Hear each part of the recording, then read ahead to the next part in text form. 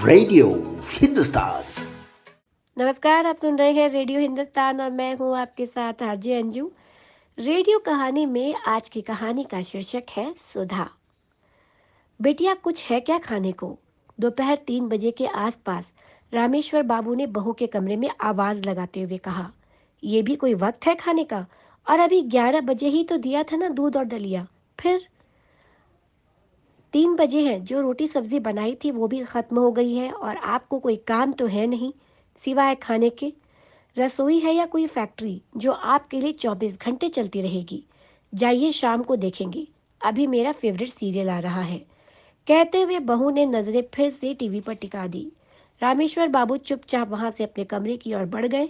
ये सब कुछ वहां झाड़ू पोछा और बर्तन का काम करने वाली सुधा देख रही थी।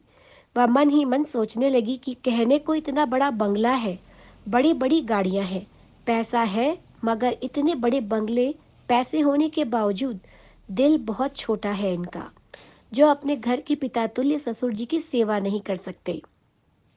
कम से कम उन्हें भूखे पेट तो मत रखो। काश अगर मेरे ससुर जी होते तो मैं पिता की भांति उनकी सेवा करती।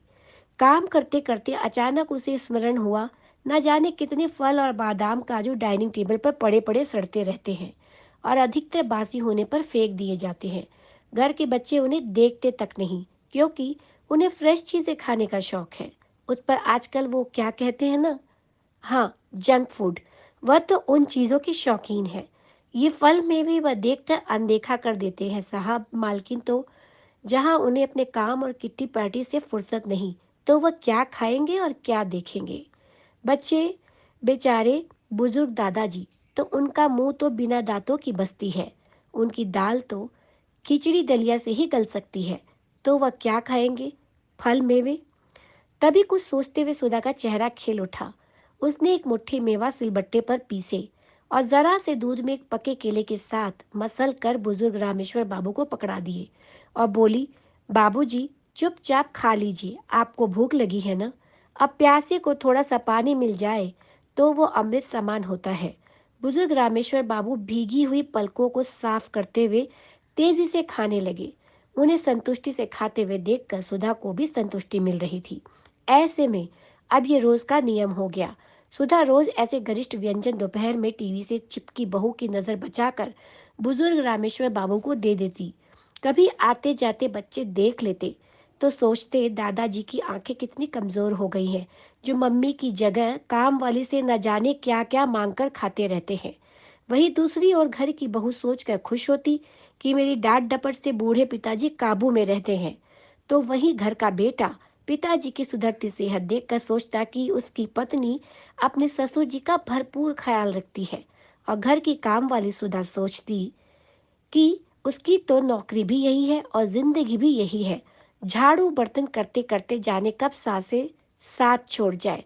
अपने ससुर जी की सेवा करने का सौभाग्य तो उसे नहीं मिला, तो क्यों ना यहाँ घर के बुजुर्ग की सेवा करके कुछ पुण्य ही कमा लिया जाए। वही बुजुर्ग रामेश्वर बाबू सोचते कि अब सोचना समझना क्या है, दिन ही तो काटने हैं।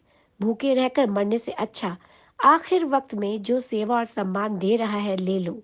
और वह अक्सर सुधा को आशीर्वाद देते हुए सोचते, अगले जन्म में भगवान मुझे अमीर बनाना चाहे मत बनाना, बस बेटी देना या बहू देना तो ऐसे सुलझे हुए संस्कारों वाली सुधा जैसी देना। तो कैसी लगी आपको ये कहानी?